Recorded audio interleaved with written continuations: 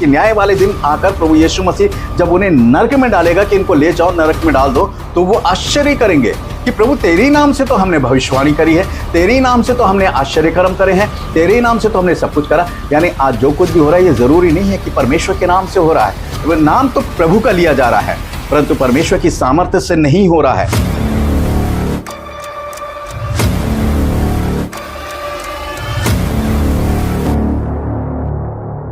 प्रभु यीशु मसीह के मधुर नाम में आप सबको जय मसीह की। प्रभु आपको बताए से आशीष दे, आमीन। हम बात कर रहे हैं प्रकाशित वाक्य की पुस्तक के विषय में। प्रकाशित वाक्य के इस श्रृंखला में आप सभी का स्वागत है। प्रकाशित वाक्य के 7 खंडों में से हम 5वें खंड में हैं, अंतिम संघर्ष और महान विवाद। पिछले संदेश में हमने प्रकाशित वाक्य 13 अध्याय के 5वें पद के उसके दूसरे विषय के बारे में सीखा था। आज हम प्रकाशित वाक्य 13 अध्याय उसके 5 पद से ही इसके तीसरे भाग के विषय में सीखेंगे। इस पद को जो है हम पढ़ लेते हैं। यहाँ क्या लिखा हुआ है? बड़े बोल बोलने और निंदा करने के लिए उसे एक मुंह दिया गया और उसे 42 महीने तक काम करने का अधिकार दिया गया। जी हाँ, हमने इसका जो पहला पॉइंट था, बड़े बोल बोलने और निंदा करने के लिए उसे एक मुंह दिया गया। इस पॉइंट पे हमने पिछले संदेशों में चर्चा सुनी कि कैसे वो परमेश्वर के वचन की निंदा करता है, कैसे वो इस बात को कहता है कि हमारे पास ये अधिकार है कि हम परमेश्वर के वचन को बदल दें, और उसने क्या क्या चीजें बदली, यह हमने पिछले संदेश में सीखा था। आज हम जो है सीखेंगे कि उसे 42 महीने तक काम करने का जो है वो अधिकार दिया गया है। अब 42 महीने का जो काम करने का अधिकार दिया गया है वो क्या है? मैं आपको पूरे रेफरेंस जो है वो पढ़ूंगा नहीं, उसके पॉइंट्स पढ़ूंगा। आप उन रेफरेंसों को आपको दूंगा, आप उसमें पढ़िएगा कि क्या क्या काम दिया गया है। जब आप प्रकाशित वाक्य 11 अध्याय उसका 2 पद पढ़ेंगे तो वहां लिखा है मंदिर के आंगन को 42 महीने तक रौंदने का काम जो है वो दिया गया है। क्या क्या काम दिया गया? 42 महीने। 42 महीने का मतलब 3.5 साल, 3.5 साल का जो महाकलेश काल है उसके बारे में चर्चा हो रही है। जी हाँ, ये 42 महीने का मतलब 1260 दिन कह लीजिए, 42 महीने कह लीजिए, या 3.5 साल। ये इन 3.5 सालों में जो है जो क्या मतलब काम करेगा, वो क्या अधिकार है उसके पास। प्रकाशित वाक्य 11 के 2 में मैंने आपको बताया मंदिर के आंगन को 42 महीने तक रौंदने का काम। फिर है प्रकाशित वाक्य 11 अध्याय उसके 7 पद को जब आप पढ़ेंगे, परमेश्वर के उन 2 गवाहों को जो इस पृथ्वी पर उतर कर आएंगे या होंगे, उनको जो है वो मार डालेगा।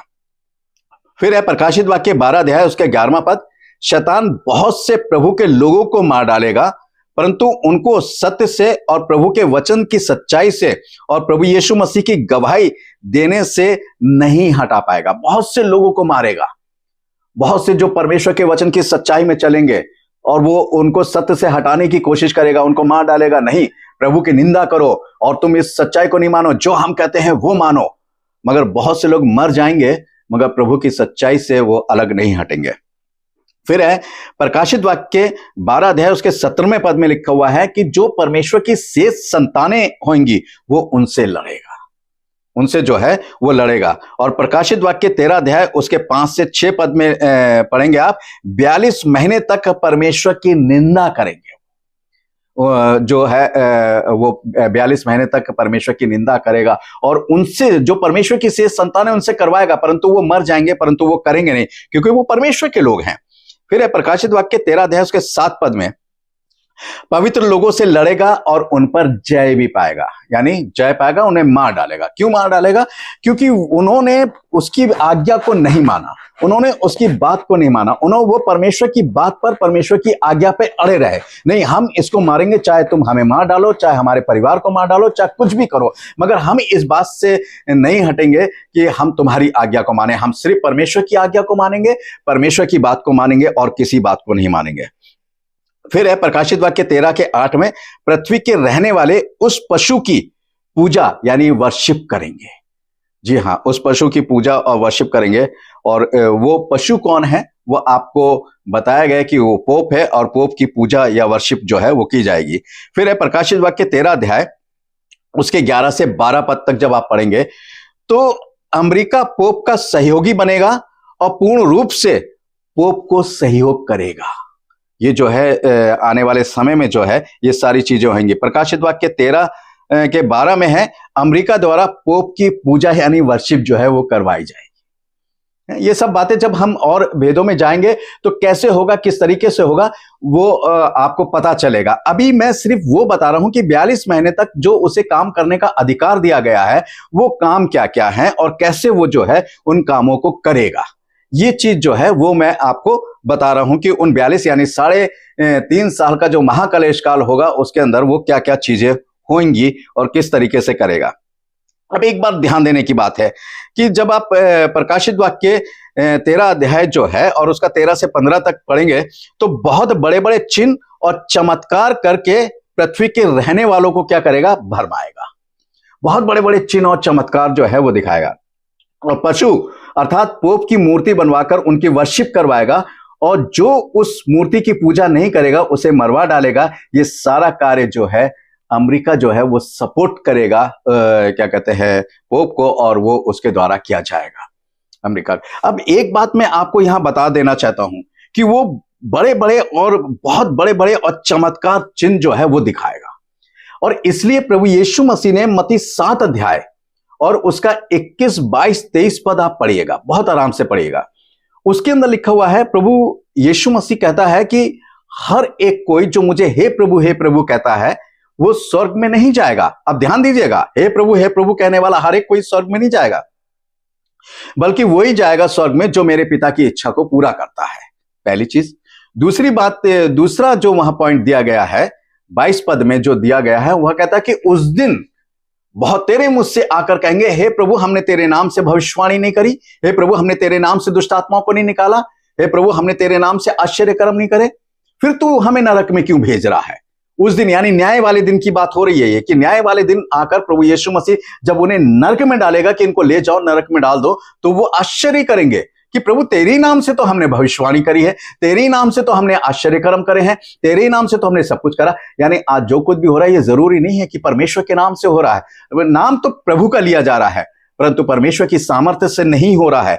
तो यहां पर जो है बड़े बड़े चिन्ह और बड़े बड़े चमत्कार जो है वो दिखाए जाएंगे और उनको जो है भरमाया जाएगा इस तरीके से। आज इंसान कैसे भरमाएगा, इसीलिए तो ऐसे तो भरमाया जाता है कि बड़े चमत्कार हो रहे हैं। भाई यीशु मसीह के नाम से उसने देखो मुर्दा जिंदा कर दिया, वो कहता है कि वो मुर्दे तक को जिंदा कर देगा जो है, और वो यही चीज होगी कि प्रभु यीशु मसीह कह रहा देखो तुम भरमाने में मत आ जाना है। ऐसे बड़े बड़े चमत्कार होंगे, मगर हम लोग जो हैं बहुत से लोग हैं हमारे मसीह भाई बहन आज भी ऐसे लोगों के भरमाने में आ जाते हैं जहां झूठी शिक्षा है, झूठी भविष्यवाणियां हैं और झूठी सब चीजें। क्योंकि परमेश्वर का वचन कहता है झूठे मसीह, झूठे भविष्यवक्ता, झूठे उपदेशक, झूठे प्रेरित ये सब उठ खड़े होंगे और ये दिखाई दे रहे हैं इस संसार के अंदर। मगर इंसान जो है वो समझ नहीं पा रहा है।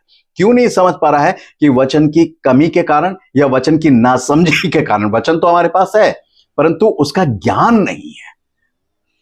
ज्ञान जो है वो होना बहुत जरूरी है जो परमेश्वर की ओर से मिलता है। क्योंकि परमेश्वर बिल्कुल स्पष्ट शब्दों में कहता है अगर तुम्हारे पास बुद्धि की कमी है तो वो परमेश्वर से मांगे और परमेश्वर बिना उल्हाना दिए उसे बुद्धि प्रदान करता है। बिल्कुल स्पष्ट करता है और परमेश्वर का वचन ये पूरा भी होता है, परमेश्वर देता भी है। फिर है प्रकाशित वाक्य 13 का 16 से 18 पद तक पढ़ेंगे। यहां बड़े समझने की बात है। छोटे बड़े सबके दाहिने हाथ पर अंक की मोहर लगवाएगा, जिसके पास उस पशु की मोहर होगी वही उससे लेन देन कर सकेगा, कोई और नहीं।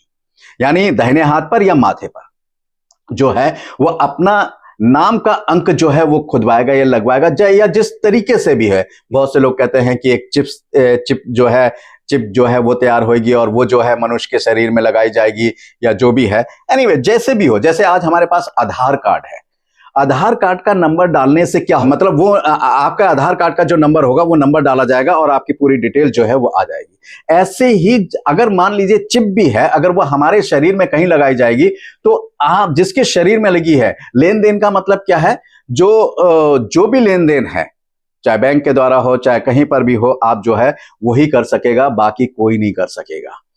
और वो भूखे मरेंगे, उनको लेन देन नहीं होगा। उनका जो है वो मार्केट जाएंगे, आज सुपर मार्केट है, आज बहुत से मॉल खुले हुए हैं, आप वहां जाएंगे, आप वहां पर भी कुछ भी परचेस नहीं कर पाएंगे जिसके पास उसके नाम का अंक नहीं होगा। अब सोचिए स्थिति कैसी होगी उनकी। या तो आप उनकी बात मानिए, उनकी वर्शिप करिए, उनकी आज्ञाओं का पालन कीजिए, तब आप जो है लेन देन कर सकेंगे, नहीं तो आप भूखे मरे। यह आने वाला समय बताएगा। फिर दूसरा थस्सलुनीकियों 2:3 में लिखा कि विनाश के पुत्र के द्वारा जो है धर्म का त्याग, यानी सत्य का जो है वो त्याग जो है वो करवाएगा, वो होगा। फिर है दूसरा थस्सलुनीकियों 2:4 में कि परमेश्वर का जो मंदिर है, परमेश्वर के मंदिर की बात होती है यरूशलेम।